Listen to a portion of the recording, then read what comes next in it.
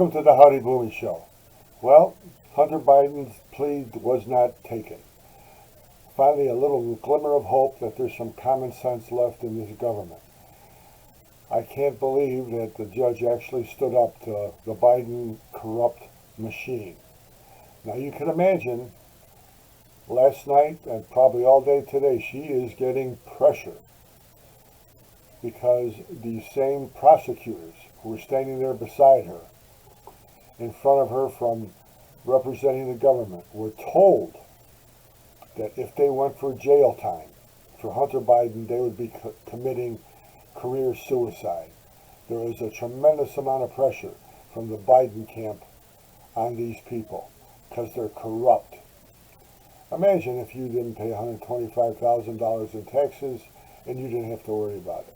That's what we're dealing with. We're dealing with $8 million in money from Burisma and China that should have been accounted for. That wasn't.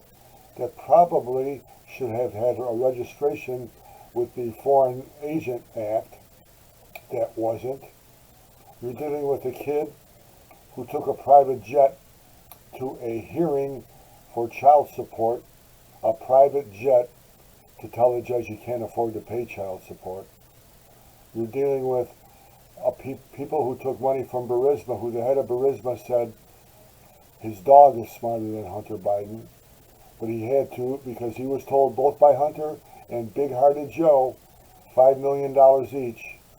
And they went and they fired the Burisma people. The government of Ukraine fired the prosecutor looking into Burisma. And then the United States gave them $1 billion in aid. I wonder how Barack Obama feels about that. A corrupt organization that Biden's sister got a job at UN for $26,000 a month, then $12,500 from the monthly basis from the Biden Trust Fund.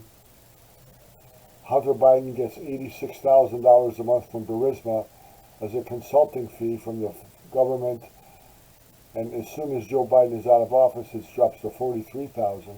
What was he consulting on? The guy's got the mental capability of a rock. This is what we're dealing with, and there's going to be tremendous pressure on this judge to accept whatever comes down the road. There's tremendous pressure now on Weiss because he's been shown to be a liar. He said there were things in the last paragraph of that plea deal that said they're still ongoing and he won't be prosecuted if they find something wrong. He lied about that. It was never in that. There's a whole bunch of liars here, and I hope the Republicans grow balls and get this kid in on Monday, Hunter Biden's former business partner, to tie it all together.